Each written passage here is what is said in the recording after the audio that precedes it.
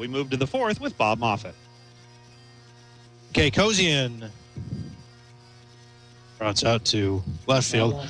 Just at the end of that last inning, after Alex Larrabee was caught stealing and uprooted second base, Jack Johnson came over and had a conversation with him, and Larry just handed him his helmet and walked up into right field. Big swing and a miss by John Lee for the second strike of the at-bat. And then, so that left a couple of people just sort of sitting around looking at the second base bag, which was uprooted. Finally, the groundskeeper had to come out and right it and hopefully keep it back, fouled off at the plate, put it back in, and hopefully keep it there. Larrabee has been murder on the second base bag. Twice tonight he's uprooted it. Sharp, the 0-2 pitch, curveball, strike three called. Fourth strikeout for Sharp, one in each inning. And then also after that, while groundskeeper Pete Heffley is trying to put the base back together, the Gold Sox are warming up. And so Michael France is standing next to him, kind of offering advice as to how to put the base back on there. Oh, he's helping. Yeah, put it in the square peg there. There you go. Thanks. Brian Papore singled in the first. Raced on a 5-4 fielder's choice. Swing and a miss at a curveball for strike one. And Sharp's curveball has been getting sharper as the game has gone on. Using it now on the second time through the lineup to set up the fastball and possibly the changeup. Fastball, mentioned up around the letters for ball one. Well, Papore singled his last time up, and that's been the last base runner. 8 in a row retired by Sharp. Fastball high for ball two. Papore, I think, had one at-bat last night and struck out. He did late in the ballgame. Stayed in and played the ninth inning in center field. Fastball low. Runs a count to 3-1. You and I ran into him last night after the game. He had left his bat in the dugout. He was asking if someone had picked it up. Apparently he got it back. Fouled back to the screen. Curveball there, hung up just enough, but Papore just got the top half of it, fouling it back to the swing. Usually when you see a ball fouled back to the screen, it's usually because somebody got the bottom half, but that time because of the curveball. Mike Carr, fortunate he didn't get drilled with that foul ball. Another big curveball inside. Crowd not a fan of the call. Second walk issued by Sharp. The other one was the first batter he faced, Connor Casperson, who was promptly picked off. But Papore now been up twice and has reached twice. I've banged on Mike Carr just a little bit on his strike zone here this evening, but I have to agree with him on that one. That was inside. I'll bring up Neil Sterling, who reached on a fielder's choice in the first. Solidly hit to left. Going back, off the base of the wall. Kosian went too far back, now has to chase it down. He throws back into the infield. Coming all the way around from first is Papore to score. And the Alameda Merchants have their first run of the series on the board thanks to a one-out double by Neil Sterling. Yeah, and Alameda be celebrating in the dugout. It's their first run of the year since their game last night was their opening night. Well, he put a charge into that one. I'm surprised that thing stayed in the yard, and I was watching Kosian, and I think he thought it was going to go out. There's a little insert, if you will, right where the light pole is in left center field, and the ball may have that came into play a little bit, playing that off the wall out there. Fastball high in the zone called strike one to Thomas Peter. Ground out 5-3 in the second inning. Yeah, Sterling definitely got a lot of that one. About 365 or so out there and left center field. Pitch low for ball one. Mr. G's big head just went by. Comes up to say hi to the horn section, give him grief. Those are the folks, and you know who they are if you're listening. You can hear them right down below us. Fastball skied towards the second base side of the diamond and put away there by Kyle Lewis. That's the second out of the inning. That'll bring up Chris Zapata. Neil Sterling, who hit that RBI double, still at second base with 2 down. And the increasingly bruised Chris Zapata, the catcher for the Alameda Merchants, now digs in. Struck out looking on 3 pitches in the second inning.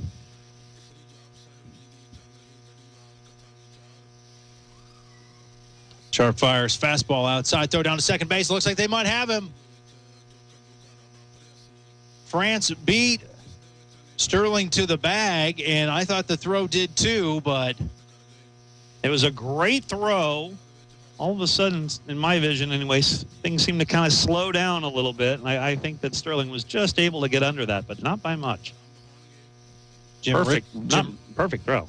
Big curveball swung on and missed for strike 1. Jim Richens says just did not get the tag down in time. Good throw, though, by Golby. It couldn't have been much better. Just did beat it. 1-1 count. Big curveball outside. Runs the count to 2-1. Yeah, that was a really difficult play by France, too, because he had to not only evade the runner, but he had to get to the ball and then try to double back and make the tag.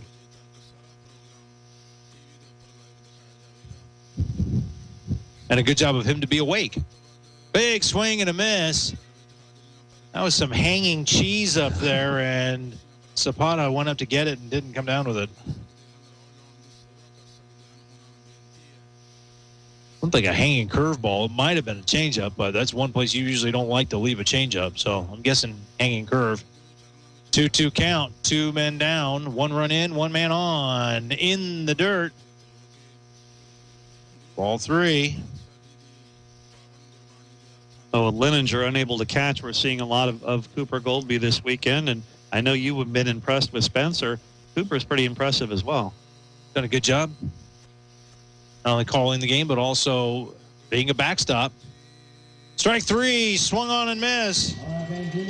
Zapata, his second strikeout of the early afternoon. He's the K-man tonight, which means a $3 draft beer for 10 minutes if you're in the stands. So the Merchants put 1 on the board on 1 hit, a big RBI double. They are still trailing, though, however, 3-1 as we head to the bottom of the 4 on AM 1600 KUBA and KUBARadio.com. This is Gold Sox Baseball. Gold Sox Baseball brought to you by Sutter Buttes Brewing.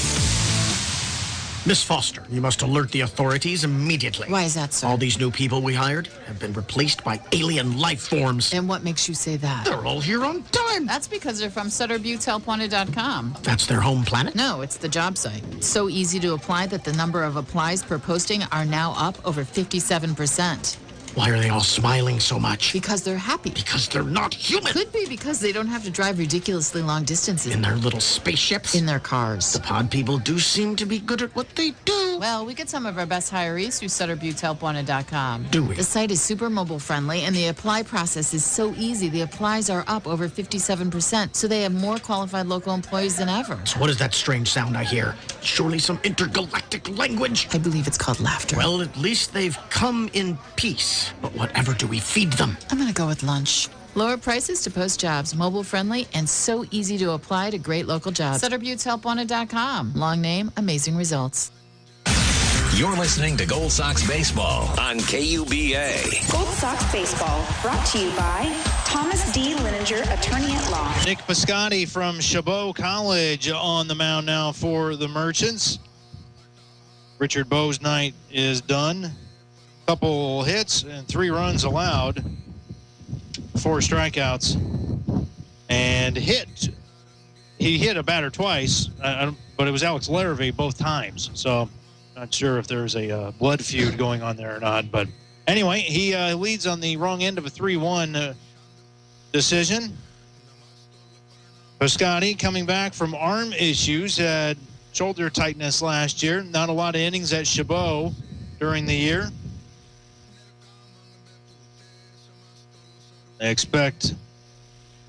don't know what to expect really this summer from him. They were expecting see him do some damage last year and kind of injured himself, and so they shut him down. It's also kind of similar to what Jack Johnson was saying last weekend about the Gold Sox. It's just, I don't know what I've got. Just sit back and watch them play for a weekend. So pick number 34 will toe the left side of the rubber. Merchants wearing the navy blue jerseys with the white pants. Kosian digs in from the left side, and he looks at a fastball that made Mike Carr twitch, but did not make him call a strike. The line for Bo, 3 innings, 3 runs allowed, 2 of them earned on 2 hits, no walks, 5 strikeouts, hit 2, Larrabee both times, and the home run by Mejia. Fouled off. Jack Johnson a little late getting over to his position at third base. Also something that you see in Major League ballparks, especially in California. I don't recall seeing one here. A beach ball is loose, at least about behind or below us anyway.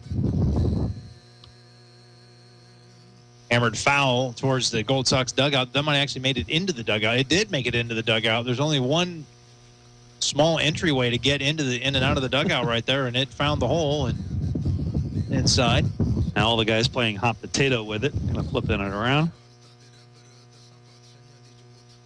1-2 curveball outside. That was a big floater. And so was the beach ball as it just went by in view. Yeah, wind's going to carry that beach ball. Another big curveball. This one high. We have identified that high curveballs, even if they are caught at the knees, are not going to be called strikes. At least today. You're going to have to get that down. Big swing and a miss. Didn't need the curveball there. Kosian goes down on strikes. His second strikeout of the ball game. That'll bring up Spencer Lininger, who reached on a EFC. It's a new category that Jeff and I have created. That's what happens when the official scorer calls it an error, and I'm thinking it might be a fielder's choice or vice versa. He was stranded at third base. And he will dig in from the left side.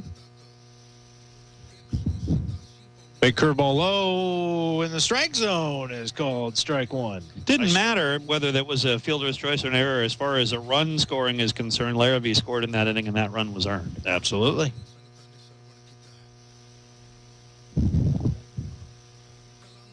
Who do we go to submit that as a official position? Another big curveball, a little more generous this time. Mike Carr calling that one a strike as well. Put Spencer in the hole 0-2. Well, it's modified pro rules. We might have to go straight to Major League Baseball Commissioner Rob Manfred with that. Oh, well. I don't know. Right. He seems like a pretty Start good guy. at the top. Yeah. Another big curveball. Lininger waiting for it. Pulls it between the hole in second and first. However, the second baseman, Sterling, gets over there, or Casperson rather, picks it up, throws it over to first, and they're going to call him safe. That was a fantastic play. I thought they called him out, but either way, that was a fantastic play by Connor Casperson, who really had to do a swan dive almost to knock that ball down, then got up, threw to first, just apparently didn't have enough on that throw to get Spencer Lininger, but still a great play. Well, I thought when Spencer hit the ball to begin with that he had enough to get through the hole, but Casperson proved me wrong, getting over the ranging well from over second base to get to it. Kyle Lewis. High fastball. He'll take that one for ball one. And Lininger again showing pretty decent wheels for a catcher. Takes his lead from first. His foot just on the edge of the cutout. Big curveball, high strike. Mike Carr's, he's evolving.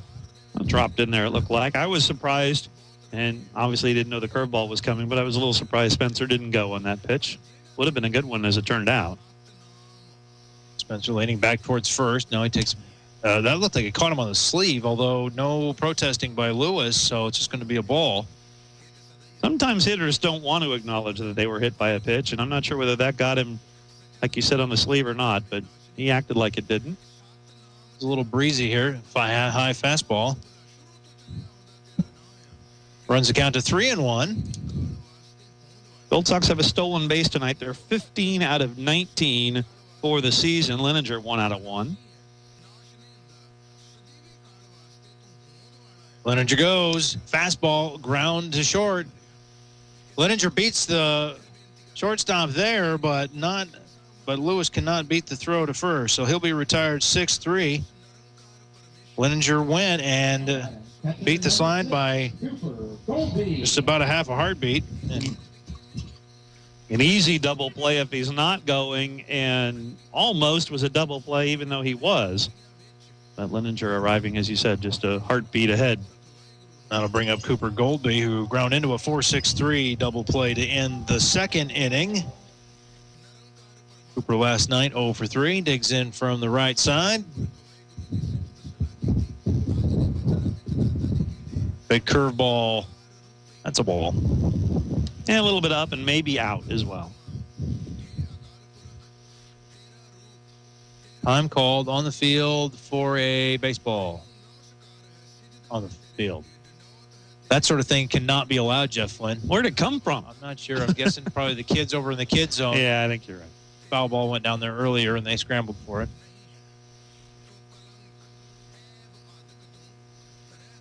Not sure if you reward that kind of reckless behavior, though, by giving the baseball back to them, but that's what the groundskeeper did. No. Is that what he did? Yeah. Should be held at the principal's office until later. Parents should be notified.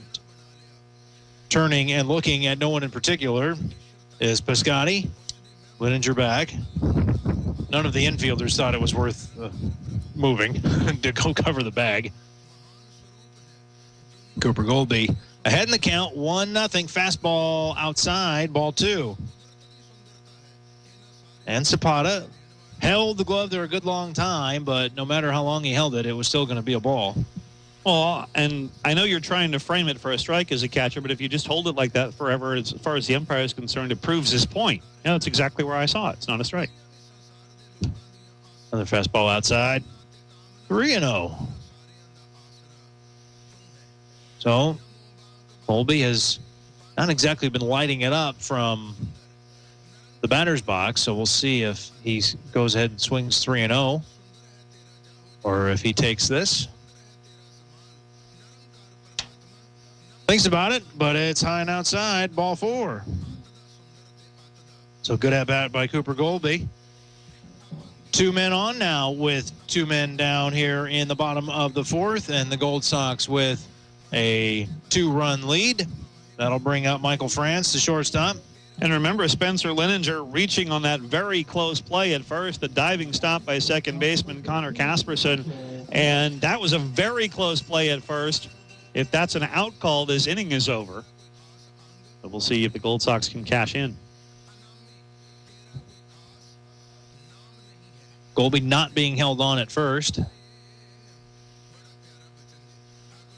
Sort of a doubles defense down the first base line. Peter a little farther off the third base line. First pitch to France is a ball. Batting from the right side, 2-tone color bat, swings at a high fastball and is ashamed immediately of having done so. Hangs his head and walks out of the batter's box to have a small conversation with himself. And now he's back in there. You can just see that. I was just like, what are you doing? 1-1 pitch. Big curveball inside for ball 2. Seen a lot of curveballs here at Calusa Casino Stadium the last couple of nights. Good curveballs, I might add. Fastball hit high and foul. Over past the aluminum grandstands down the left field line here at the stadium, and 2-2 pitch is in Michael France's future. And about a dozen kids are going to run and see where that ball is exactly. Not sure if any one of them is going to come up with it, but they're all going to go look.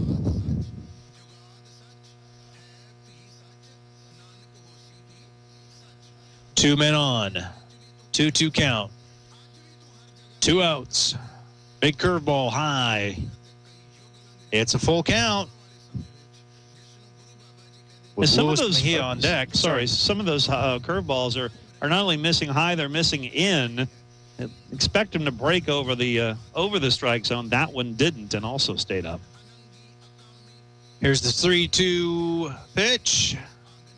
Curveball. Hit to short. Williams up with it. He's going to go across the diamond to first and gets France by about a step and a half. So Two men reached, but one by way of hit, but no run scored. Two men left, and after 4 full, it's still 3-1 Gold Sox here on AM 1600 and KUBARadio.com. KUBA, Yuba City, Marysville. This is Gold Sox Baseball. If you or someone you know is addicted to drugs or alcohol, this could be the most important message of your life. Write down this number or store it in your cell phone, but call 1-800-452-1653. That's 1-800-452-1653. By calling the treatment helpline for drug and alcohol addiction, you can turn your life around. Our advisors will match you with a proven 5-star luxury treatment center that will end your drug or alcohol addiction once and for all. Your future can still be bright. When you call right now, you'll speak to someone who understands what you're going through. Let us help you break your addiction to drugs and alcohol before it's too late. This call is completely confidential, and if you have private insurance, there should be no cost to you. Take 5 minutes of your time and call right now. It may change your life for the better. Call 1-800-452-1653. That's 1-800-452-1653. Call 1-800-452-1653. Back to the Gold Sox on KUBA. Welcome back to Calusa Casino Stadium. Bob Moffitt with Jeff Flynn. Thanks for joining us this Sunday afternoon and early evening. Tyler Sharp back on the mound for the Gold Sox for his 5th inning of work, as the Alameda Merchants have already dug into their bullpen by design and not because of anything particular that the Gold Sox have done. For the Merchants, Jesse Lewis, Kevin Silke, and Marcus Williams will come to the plate. Combined, they are 0 for 3 on their first trip through the lineup and their first look at Tyler Sharp, who has been relatively sharp so far, Jeff Lynn. Probably his final inning of work. He struggled in that first inning a little bit with a walk and a single, then settled down and retired 8 in a row, had the walk and the double last. 2 walks, 4 strikeouts so far. Ground ball past the diving third baseman, but Michael France over to pick it up. Lakem dove for it, didn't get it, but France was there to back him up. And the throw across the diamond retires Jesse Lewis, 6-3. That'll bring up Silke, who flew out into foul ground down the right field line in the 3rd inning. 0 for 1 tonight. Fastball outside corner, strike 1.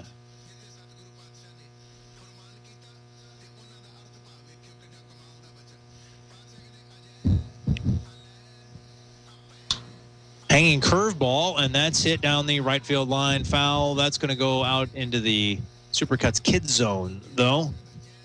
Hopefully they can keep that ball in the Supercuts Kids Zone. I like that they brought gloves, though. A lot of kids down there playing catch. Oh, it's good to see, yeah. Excellent to see at the ballpark. Wish some of their parents would bring gloves as well. Would cut down on the number of balls that, high and tight, and Silke was thinking about diving into that one and then had to limbo his way out of it. That's why you throw inside, Jeff Lynn. 1-2, the pitch, big curveball outside, just missed.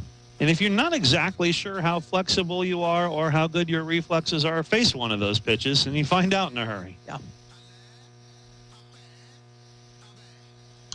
Curveball fouled back out of play towards the main entrance here at Calusa Casino Stadium.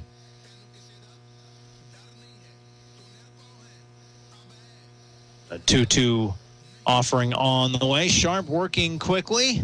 Fastball fouled off at the plate. Do the 2-2 count again. Silke looked at one pitch in the 3rd inning and flew out to right. This time he has already faced 6. 7th one on the way. Big swing and a big curveball and nothing doing. Strike 3 swinging.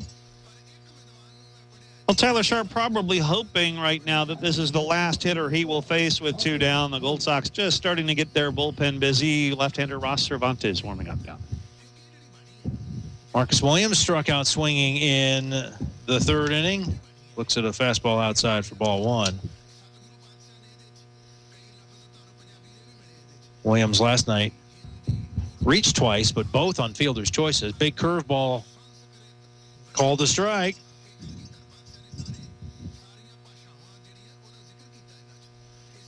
Kind of funny to watch the curveball progression of Mike Carr's strike zone. Line drive into left field. Past Lakem, and Marcus Williams has his first hit of the Merchants season. That was a curveball as well, and it looked like that one didn't fool Williams. He was waiting for it and served it in the left. So a 2-out base runner for the Merchants, and Connor Casperson, who walked and grounded out. First and third innings, respectively. He was picked off first. He led off the game with a walk, and the Merchants had to be thinking, hey, here we go. We got something going, then almost immediately picked off. What you call a momentum killer. Williams thinks about going, does not. Ball fouled off, out of play to the right behind the stadium. Out into the street.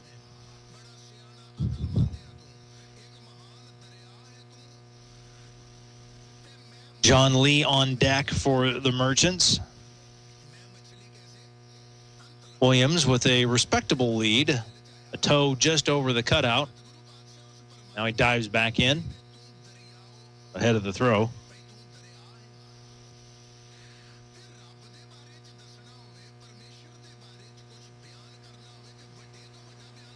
And I hear the through our microphones here, the gloves popping from the Gold Sox bullpen. Cervantes tuning up. Like a slider, fouled off out of play over by the Nacho tent, just misses into the trash bin area instead. I got to get over to the Nacho tent. You know, nacho cheese is not actually a food, right? I thought it was one of the food groups. It's not. No, it's not a. I don't think it's actually. I don't think it should be an edible substance. Runner goes, ground ball through the right side. Williams stumbles going around second. There's going to be a throw to third. It's going to go way over Golby. Fortunately for the Gold Sox, the netting around the dugouts saved them from giving up a run. Williams ends up at third, and Casperson ends up at second. Base hit and advances on the throw. Yeah, there will be no error on that play, but that ball was maybe a few inches from going over the railing into the dugout, and if that's the case, then a run would score for the Merchants. Larrabee got under that one a little bit. He was trying to do his Yasiel Puig impersonation. Well, he's also got a massive tailwind, too. The wind really whipping around here from right to left at Calusa Casino Stadium, now blowing straight in. John Lee, the designated hitter, steps in from the left side. Struck out swinging in the first, and just to be fair, struck out looking in the fourth. Swings and grounds one up the middle. France up with it. Spins, fires second. It was low, but it wasn't so low that Luis Mejia couldn't pick it, and that's a 6-3 putout and nicely turned. So the Merchants threaten get a couple of hits with 2 out, but aren't able to turn it into anything resembling a run. They leave 2. And after 4.5, it's still Gold Sox 3, Merchants 1 on AM 1600 KUBA and KUBARadio.com. You're listening to Gold Sox Baseball on KUBA. Gold Sox Baseball brought to you by A. Pacheco Hauling Company. Miss Foster, you must alert the authorities immediately. Why is that, sir? All these new people we hired have been replaced by alien life forms. And what makes you say that? They're all here on time. That's because they're from SutterButtesHelpWanted.com. That's their home planet? No, it's the job site. It's so easy to apply that the number of applies per posting are now up over 57%. Why are they all smiling so much? Because they're happy. Because they're not human. Could be because they don't have to drive ridiculously long distances. In their little spaceships? In their cars. The pod people do seem to be good at what they do. Well, we get some of our best hirees through SutterButtesHelpWanted.com. Do we? The site is super mobile friendly, and the apply process is so easy. The applies are up over 57%, so they have more qualified local employees than ever. So what is that strange sound I hear? Surely some intergalactic language? I believe it's called laughter. Well, at least they've come in peace. But whatever do we feed them? I'm going to go with lunch. Lower prices to post jobs, mobile friendly, and so easy to apply to great local jobs. SutterButtesHelpWanted.com. Long name, amazing results. From the shores of Ellis Lake, Gold Sox Baseball on KUBA. 3-1 ball game and a robust discussion about what constitutes a vegetable here in the broadcast booth at Calusa Casino Stadium. We head to the bottom of the fifth. Luis Mejia, Drew Lakeham, and Ryan Glazner due up. New pitcher for the Merchants is left-hander Kyle Oden out of San Joaquin Delta College. And dude, he redshirted this year, and the Merchants have never seen him pitch, but they heard good things about him from Ricky Delgado, who pitched with him also at Delta.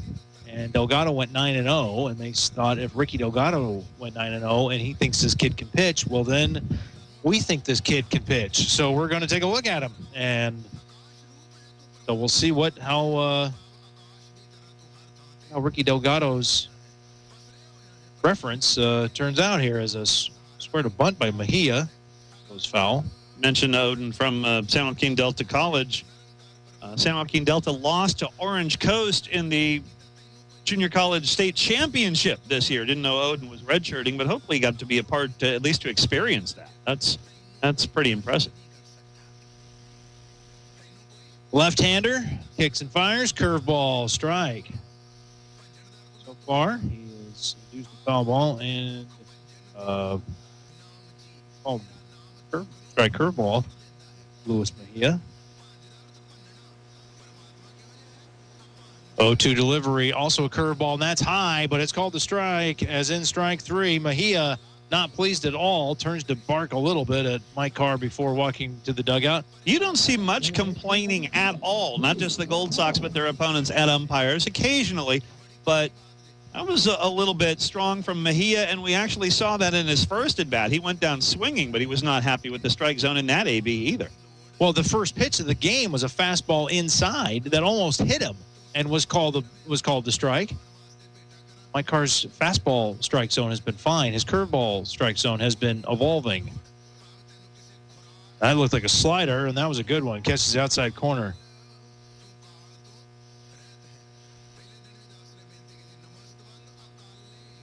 Oh, one pitch, and that same pitch, same location almost, but maybe a little higher. And to Lakeham, that just looks like it's outside, but it's catching the back door, and that's why they call it a backdoor slider, especially to right-handed batters. Fastball inside. Lakeham skies one. Pitcher is thinking about it. Now it's going to fall in the middle of everybody, and that's what happens when the pitcher doesn't call traffic there. That's the pitcher's job. He's looking around, but that's his fault if that ball doesn't get caught. Well, and we've talked about this before, that the pitcher is not supposed to be involved in catching pop-ups as far as actually catching it. He was the closest one to it. Why can't he catch it? Why does he wait for the catcher and the first baseman for the ball to fall between them? He was almost camped under it. He should have caught that. He was the first one, and he should have. If he's going to catch it, he should catch it. He took 4 steps toward it. First baseman and the catcher thought he was going to catch it, and then he didn't. Slider high and tight to Glazner, backs him off the plate. It's ball one. So you're right. He should have. He should have caught it. Kyle Oden had as much role catching that pop-up as we did. The problem with having the pitcher catch any ball is that they have to come down a hill in order to do it. And if you have ever tried to walk down a hill while looking straight up in the air to do something, 5 times out of 10, you're going to fall down. Yeah, he was already off the hill. He was halfway down the hill.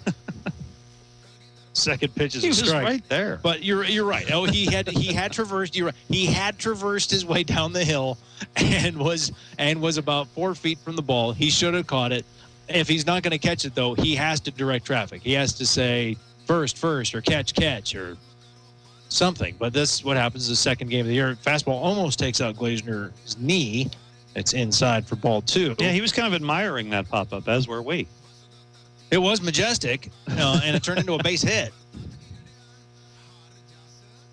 Looks like a line drive in the box score. Isn't that what they say? Short lead at first. Big sweeping curveball. Glazner doesn't take a rip at it, and it is a 2-2 count. So far, I think the recommendation of Ricky Delgado sounds pretty good right now for the Merchants. Fastball outside, ticks off the glove of Zapata, and Lakeham will run down to second on the passed ball. I think that one might be either way. It was outside, although it looked like a pitch, and I mean way outside, that Zapata had to reach out and get it, but it looks like he should have had it. I think he should have had it. The irony of the thing is Zapata has been blocking balls in the dirt with nobody on, and the ball that hits him in the glove with somebody on, he doesn't catch. 3-2 pitch. Nubbed at the plate, and that was an emergency swing. You got a lefty, Ryan Glazner, facing a lefty in Kyle Oden, and that breaking pitch had Glazner on his front foot and off balance and unsure, and he just stuck the bat out just to hope to make contact. So I have a feeling he might get another one. 3-2.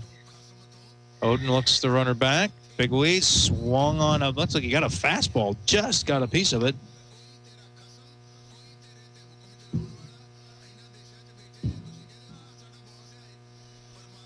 Well, this is why managers bring left-handed pitchers in to face left-handed hitters. Is just look how uncomfortable Glazner is right now facing Oden.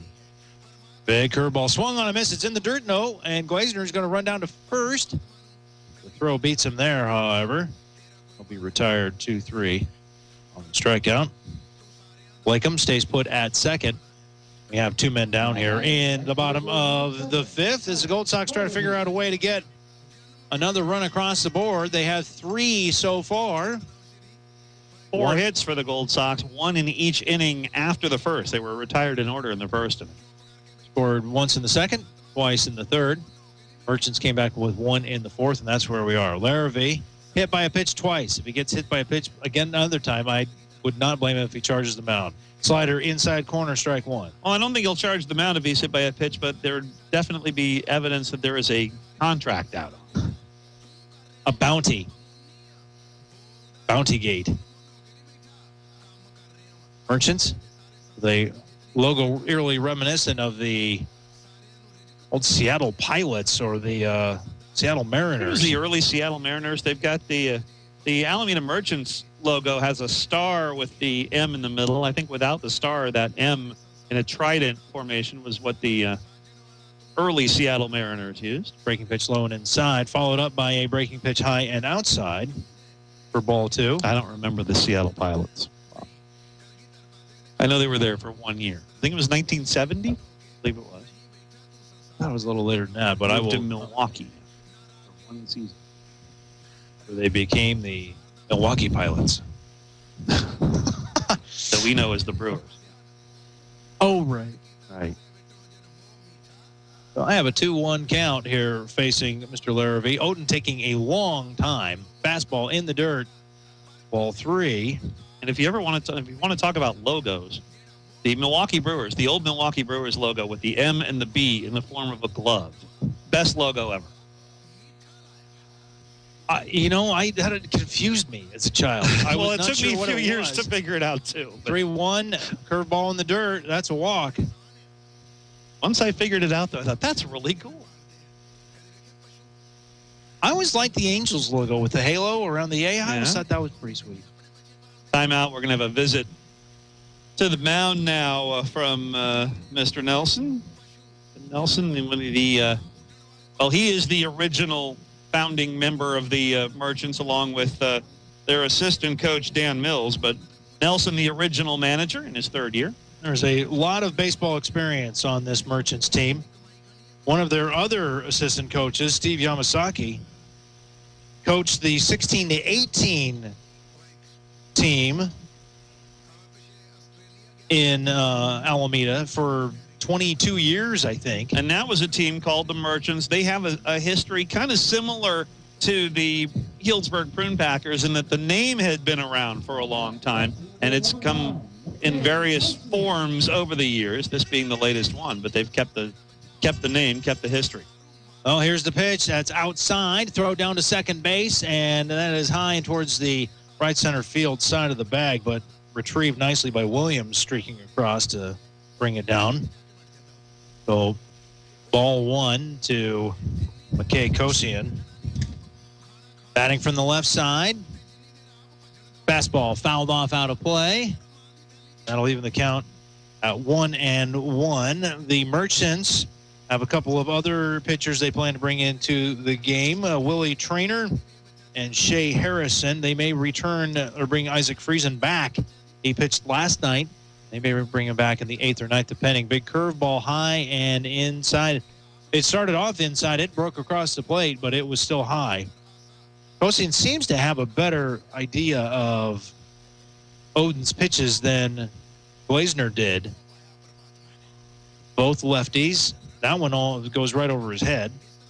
That's ball 3. Not exactly sure how long he's been in the game, but on that throw back to second base, realized that's not Marcus Williams over there at shortstop. Spencer Erdman has come in defensively. I think it was for this inning. And I was looking around to see if there are any other changes. There are not. Williams singled last half of the inning, and that is in the dirt, and that's another walk. So 2 straight walks to Gold Sox hitters, and that'll bring up Spencer Lindinger. And we know what he likes to do with the bases loaded, although I don't think we're going to get to see Spencer Lindinger because number 23 is talking to the umpire, and his name is Michael Gain. And we saw him as a pinch hitter last night with a line drive single to left. The native Aussie pitcher who batted for Lindinger last night, a little bit later in the game. By the way, there is one other change for the Merchants. They have a new catcher, is Matt Craig, who we saw start the game behind the plate last night. So Gain from the right side looks at a curveball hit the outside corner for strike 1. I asked Jack Johnson before the game how many at-bats Gain might get this year, and he said not many. And then here he is within a key spot, 2 out with the bases loaded. Curveball comes across right in the middle of the plate, and that's strike 2. Yeah, even after last night's game, I didn't ask Jack, and I would have guessed one, maybe that he would have given another pitcher a chance to hit late, but he was successful with Gain last night. Give him another shot. So 0-2 hole for Gain. Here's the pitch. Fastball low. Did not swing. Then appeal down to Justin Havey, who said he did not swing, and it's 1-2. So bases are loaded. Lakem at third. Larrabee at second. Kosian at first. Here's the pitch to Gain. High. Oden trying to get him to chase a fastball up in the zone, and Gain held off.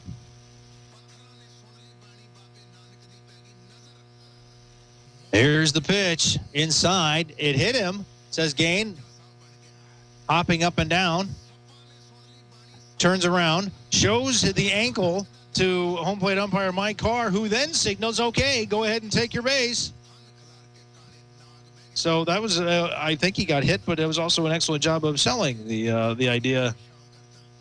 Well, the Gold Sox kind of messed that up. The runners took off because they thought for a chance it might be a wild pitch, but they should have just kept running. See if they could get 2 or 3 across the plate. Well, Lakem scores. Larabee's over to third. Kosian's over to second now. And Gain is now at first. It's a tough way to get an RBI. Well, considering he probably won't get too many cracks at it again, he'll probably take any RBI he can get right now. Kyle Lewis now digging in from the right side. Still 2 men down, 3 on. He sees a fastball and fouls it off over to the right. I can't think of a worse way to get an RBI, and it comes from our own Max Stassi. His first RBI in the big leagues got hit in the face with the bases loaded. He was out for a good long while after that as well. Slider outside. Is strike 2. Oden has not been wanting for getting Gold Sox batters behind in the count, but he has been wanting for the ability to put them away. Curveball inside. Fouled off to the left. Lewis hanging around. He'll see another pitch, and been pretty impressed with Oden's breaking stuff, and doesn't have a whole lot on the fastball. Well, the run that scored in this inning was the pop-up that nobody caught. 0-2 pitch, fastball inside, fisted. That's almost as good as a swinging bunt. We'll see if the shortstop can catch it. He can't. Erdman under his glove. I think we're probably going to give him a hit on that. And an RBI as Larrabee comes in to score. Kosian goes to third. Gain goes to second. And Lewis, with one of the shortest traveling RBI singles you'll see, is on first base. So that'll bring up Cooper Goldby. And do or die for Erdman. He charged it and couldn't come up with it. I think Oden might have had a shot at that if he'd come off the mound. There's another one to Erdman. This time he picks it up cleanly. And the second baseman can't catch the ball. Casperson overran the bag and in falling down drops the ball. So that's got to be an E4. Oh, the throw, I don't know how great the throw was. That play obviously made, or should have been made, whether it's going to be Erdman or Casperson with the error, but Kosian comes in to score. Gain over to third. Lewis to second. Goldby reaches on the error, and now France will dig in. everybody moving up 90 feet, officially the error on the shortstop. So a whole lot of gift runs here for the Gold Sox in the bottom of the fifth inning. First pitch to France is in the dirt. As a matter of fact, talking about that, all of them are gift runs. All of them scoring with 2 outs. 1-0 pitch, fastball in there for strike one. Not sure if they were all unearned runs, but that first one, remember, was the pop-up that should have been caught. One is a base hit. Curveball inside, or slider inside rather. That's strike one. Well, when Gain was hit by the pitch, that's earned, and then Lewis's was earned. But anything else from here on out is unearned. That pitch in the dirt for even the count at 2-2.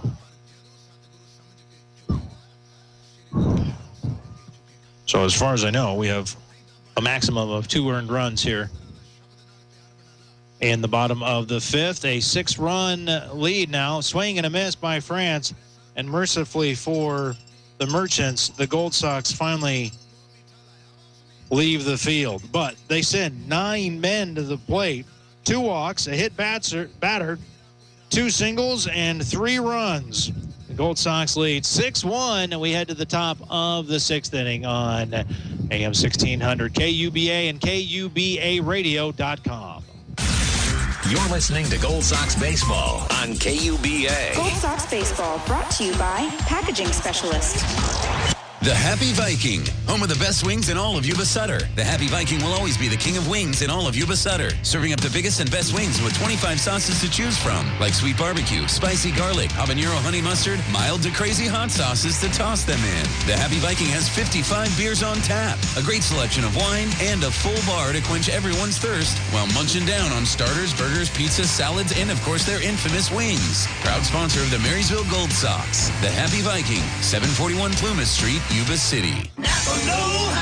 Sludge makes your car feel a little bit like you do after an all-you-can-eat buffet. Slow. That's why Napa's got Castrol GTX Conventional for just $3.79 a quart with Tri-Shield technology to protect your engine from power-robbing sludge. Castrol GTX, now just $3.79. Conquer the job with Napa know-how. General states pricing. Sales prices do not include applicable state local taxes or recycling fees at participating Napa Auto Parts stores. Offer expires 5/31/15. Here's the voice of the Gold Sox, Jeff Flynn. Ross Cervantes will take over pitching duties for the Gold Sox here in the 6th inning. Gold Sox managing to play 3 in the bottom of the 5th inning and take a 6-1 lead. Tyler Sharp went 5 innings. Jeff's got the line. 1 run, 4 hits, a couple of walks, and 5 strikeouts. The run coming on a double in the 4th inning. And Sharp, with a couple of exceptions, got out of a little bit of trouble in the 1st inning where he gave up a walk and a single, but he also picked off that runner that walked, and then the single ended up forced out at second base, so he was able to dodge that jam. And then the 4th inning, a 1-out walk was cashed in by Neil Sterling's double. A couple of hits against him in the 5th, but other than that, able to dodge the bullet and leaves eligible for a victory. So Ross Cervantes from Calusa High School comes in. Ball game, left-hander. Features a slider, a curveball, a change, and then followed by a fastball. Asked Jack Johnson before the game if it's too early in Cervantes' career to describe him as a crafty lefty, and he said, Absolutely not. He is definitely crafty. See how he does against Brian Pore, fouled off. Pitch. Always those lefties that are crafty. Sterling and Thomas Peter. 3, 4, 5 hitters scheduled to hit this inning. Pore reached on a single in the first. This one's skied over towards Kyle Lewis. Lewis right behind Luis Mejia, and Lewis puts it away for the first out of the inning. Going back to that last half inning, it starts off with a sky-high pop-up that Kyle Oden fails to field and fails to direct traffic on, and then from then you had a couple walks, a hit batter, then an RBI, and then another error. It was a fair to Midland mess for the Merchants. That one's hit hard and to the fence, at least for the Merchants, off the base of the Calusa Casino sign, and chugging into second base is Neil Sterling with his second walk, just beating the throw in. That was his double trot, and it almost cost him. It did almost cost him. You said he was chugging into second. He kind of let off the throttle a little bit toward the end of that chug, and a nice throw back into second base, and just a tad late. Otherwise, it would have been an embarrassed Neil Sterling heading back to the dugout. Well played by Kosian the first time that Sterling hit one off the wall. Kosian misplayed it going all the way back to the wall and then had to retreat and pick it up as it was coming back towards the infield. This time, Kosian played the hop much better. Ball gets away from Golby. Golby picks it up and thinks about throwing to third and might have had a play, but decides to eat it with a 5-run lead. Wild pitch. Ball in the dirt. I'm not sure why Golby didn't fire down there. He had nothing else to lose. There's no other base runners other than, of course, play. But he decided that he didn't feel it was worth the risk. So Cervantes, the left-hander, comes in with a fastball outside. 2-0 now. Peter grounded out to third, second inning, and popped up to Kyle Lewis. 2. Right side, the beach ball still has not made its way onto the field. That's a minor miracle. Fastball off the outside corner again. That's driven up the middle, and that's a base hit. And an RBI single for Thomas Peter as Neil Sterling comes in to score, and the Merchants have their second run of the game on the board. That'll bring up Chris Zapata, who started at catcher, and since moved somewhere else. I didn't see where else he moved because he was not behind the plate last inning. I thought I did a nice job of checking to make sure everybody else was where they were supposed to. Slider outside for strike one. Craig is the catcher now. Ball hit over to Kyle Lewis. Lewis back over to France. France hung up there by the sliding Thomas Peter. Well, Peter made the slide into second base. He was tagged out. Well, it was actually a force play at second. He was tagged out, but he didn't come anywhere close to touching the base. Not that he was sliding wide, although we're going to get a little discussion with the umpire here. But his slide was well short of the bag. Yeah, France went way into the baseline and way out, almost out of his way to stay in the baseline and was hung up. And Jack Johnson is out. He's not happy with that play. Well, he's got to be arguing interference, but I don't think he has an argument. I don't. That's what I don't. But I don't understand how that would be. Because you have to either veer out of the way or get down. You just have to. And he was down, and he was not out of the way. He was in the baseline, and he was well short of the bag. Oh, he was a good 8 feet from the bag. So France's momentum carried him across the bag, and when he caught it, he was on the first base side of second. Zapata is at first on the fielder's choice. That ball grounded down the third baseline foul. Jesse Lewis, the left fielder, is in the hole 0-1. He has ground out to the third baseman and ground out to the shortstop, which in Jeff Lynn's theory of relativity means the next ground out should be to the second baseman. That's curveball outside, or slider rather, outside corner, strike 2. Keeping the series, keeping the trend going, yeah. Wind has died down a little bit here. It's dark out, though. Cloud that we can't see, apparently, off to the west. Is it a cloud, or is that a know. large alien spaceship? Can't see it. Don't know. Fastball outside, ball one. I think my guess is a little better, but now the sun's starting to come out a little bit. Maybe that spaceship hurt us and taking off. What are you supposed to say to the aliens? Bozo, Barada, Nikto, or something like that? I don't know. If you're relying on me to save the world, it's not going to happen. Curveball, strike threes. Good one from Russ Cervantes. We have 2 hits and a run scores for the Merchants as they pull just a little closer. Now 6-2 after 5.5. We'll take you to the bottom of the 6th on AM 1600 KUBA, KUBARadio.com. You're listening to Gold Sox Baseball on KUBA. Gold Sox Baseball brought to you by Brown's Gas. Hope you're enjoying the great action of the Marysville Gold Sox broadcast on KUBA. It's brought to you in part by Packaging Specialist, a different kind of pallet company who've been manufacturing shipping containers and distribution supplies in the Yuba Sutter area for 25 years. Packaging Specialists salute the Gold Sox and manager Jack Johnson for bringing top-notch collegiate baseball action to the Yuba Sutter area. Packaging Specialist is pleased to bring you this portion of the game broadcast on 1600 KUBA. Sludge makes your car feel a little bit like you do after an all-you-can-eat buffet. Slow. That's why Napa's got Castrol GTX Conventional for just $3.79 a quart with Tri-Shield technology to protect your engine from power-robbing sludge. Castrol GTX, now just $3.79. Conquer the job with Napa know-how.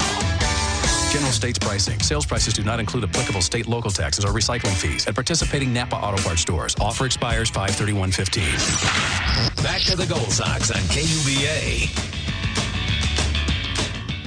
And the Alameda Merchants have another new pitcher, this time Willie Traynor on the mound for them. Kyle Oden pitched fairly well in the 5th inning for the Merchants, but he was let down by his own defense and by a couple of walks, and a hit batter gives up 3 runs on 2 hits. 2 of those runs are earned for him, and Willie Traynor will come on. Traynor is the 4th pitcher for the Merchants, who came into this series not expecting particularly to win, perhaps, but expecting to see a lot of their pitchers and see what they had in game situation. Traynor, a high school senior at Newark Memorial. Newark, for those of you guessing New Jersey, you would be wrong. Newark is near Fremont. I learn something new every day. He is scheduled to go to the University of California, Santa Barbara. Fastball is in the mid-70s, low 80s. Had some arm trouble earlier in the year and was shut down and just started throwing again a couple of weeks ago. So Willie Traynor will take the mound. Right-handed pitcher. By the way, for a couple of other bookkeeping purposes, no other defensive changes, and that is still Zapata behind the plate. Thought that Matt Craig was back there, but that is Chris Zapata. We were a little perplexed when he came up and batted last time. Fastball fouled off over towards the Merchant dugout. Traynor, 6'1", 165. Out of the aforementioned Newark, California. You did not know there was a Newark? I did not know there was a Newark. Who Newark? Pitch in the dirt, 1-1. I think it's a BART stop. Not that I've ridden BART a lot, but I think I've seen it on the signs. Zapata out to have a chat with Willie Traynor after that pitch was in the dirt. I'm guessing that was an issue of signs, because the one thing that a catcher hates to have is to call a curveball and have a 93-mile-an-hour fastball come in, hit 3 feet in front of home plate. Big curveball there. That's a high strike. And Luis Mejia, who has sandwiched a strike 3 looking and a strike 3 swinging with a 2-run home run in the 3rd, his first in his Gold Sox career, which is 100 games as of today. So congratulations to Lewis. Nice way to celebrate. Also extends his hitting streak. He's hit safely in all 8 games this season. My curveball to him evens the count at 2-2. Trainer, the leg kick fastball inside, almost hits Mejia, spins around and fouls it straight back over the Merchants dugout. It's very difficult to explain how turned around he was when he hit that ball in order to hit it that way. That was as pulled as you can get, I think. 2-2 still the count. Here's the pitch. Fastball inside. Almost hits him. He does not swing at this one, and it evens the count at 3-2. Yeah, it's one of those pitches. I wasn't sure how it didn't hit him. And he just takes a few steps back, spits on the gloves, rubs the hands together. Now back in.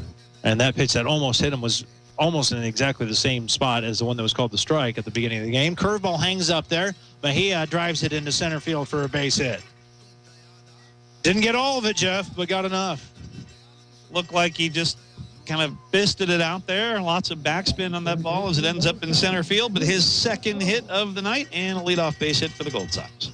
Erdman runs over and tries to get a glove on it, but it was past him, and that'll bring up Drew Lakeham, who also has struck out twice on the night, but also has a single and a run scored. He was the one who started the rally in the 5th with that pop-up that the Merchants defense in their second game of the season were not able to corral. Ground ball off of the glove of Silky, and everybody's going to be safe. A shot to Silky, but I think he'd probably say he should have had it. And we're going to say he should have had it too, E3. And Mejia will trot down to second. Going to talk about Lacombe's 300-foot single. His last time up, it was just 300 feet straight up in the air. Okay, maybe not that far. All looks the same in the scorebook. Now the Merchants defense, they do a smart thing. They come out to have a chat, tell their young pitcher where they're going to be, depending on the play. Nobody out here. So a ground ball back to the mound. You would expect Willie Trainer to go to third if it's convenient. Ryan Glazner digs in. He's 0 for 3 on the night with a couple of strikeouts. Batting from the left side. He had a real tough time with Kyle Oden, but hung in there, squares to bunt, and bunts it hard and foul down the third base line over towards the Merchants dugout. I think it was, trying to remember quickly, I think it was Ryan Rodriguez did that the first weekend for the Gold Sox, but Glazner trying to put a bunt down there, maybe surprised the defense a little bit. Peter over at third is even with the bag. Silky at first is well behind the runner. If you're going to bunt, you probably should pull it. Fastball outside. Count at 1-1. Zapata drops the ball, but no harm, no foul. Dropped the ball and it rolled about 20 feet back toward the pitcher. Again, foul. We have Mejia at second. Erdman cheating in a little bit, and diving back to the second is Mejia's. Trainer spins around. Yeah, no throw. And of course, Mejia didn't know if there was anybody back there or not. But at least Erdman kind of bird dogging Mejia over there a little bit. Curveball, and that's hit high, but not particularly deep to right field. Wind brought it in. Runner's tag, and everybody's going to advance 90 feet.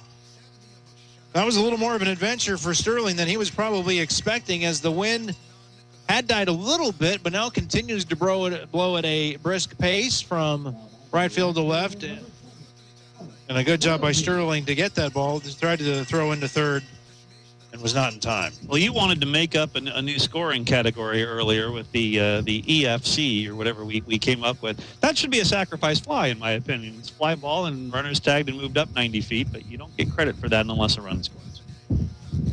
So what would we call it? Moves up on the fly ball, but I'll have to come up with a new category for that one. It's productive out. There you go. Productive out. Long delay here as Trainer looks in for the sign. Alex Larrabee. Ask if he went early. And they appeal at second, and the runner is out. And Jack Johnson will have to go out and argue that one. So they're going to say that Mejia left early.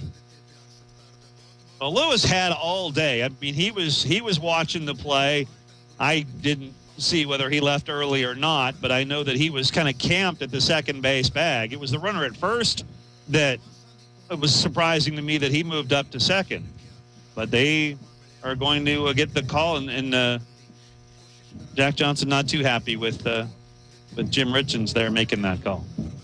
So that's the second out of the inning, and that happens so infrequently. I'm not even sure how to score that. I have to check, but I guess it's 9-5 on the, or I guess it would actually be 9-6. He threw to the shortstop at the bag too. Would it be 1-6 because the pitcher threw to short? Yeah. We should probably do this off the air, but you should probably know what we're thinking right now. 1-6 on the appeal, I guess. But he was out moving from second to third on the fly ball, so the right fielder would be involved somehow. Fastball low. 2-2 the count to Alex Larrabee. Every day it seems like you learn something new in this game. First, it's where Newark, California is, and now we're going to try to figure out how to score that. Big curveball. That's high in the strike zone for strike one. Mike Carr was not in the mood to call high curveballs at the beginning of the game in the least, and now he is more than happy to. And it seems to be has been fairly consistent, at least in the last 3 innings, in calling that pitch. 2-1 count. Curveball hammered foul off the top of the Merchants dugout and over to a young fan who picks it up and will run away from the older kids who are chasing him. And that kid played it perfectly, too. It was right up against the stairwell there. He had the carom placed. He was perfectly placed between the 3 older ones who were surrounding him. He had that ball all the way. So why did he give the other kid the ball? That's not right. Give him the ball back. Oh, okay, they're friends. Now they're fist bumping, and I got the ball back. Showing it to him. Fastball low and outside. Runs the count to 3-2 to Alex Larrabee. 1 man on. That's Drew Lakem. Luis Mejia called out at second. Umpire ruling that he left early. Curveball swung on and missed. Strike 3 and the third out of the inning. So 1 hit, 1 left, but nobody scores. Still, though, the Gold Sox have a 4-run lead, leading 6-2 as we head to this top of the 7th on AM 1600 KUBA and KUBARadio.com.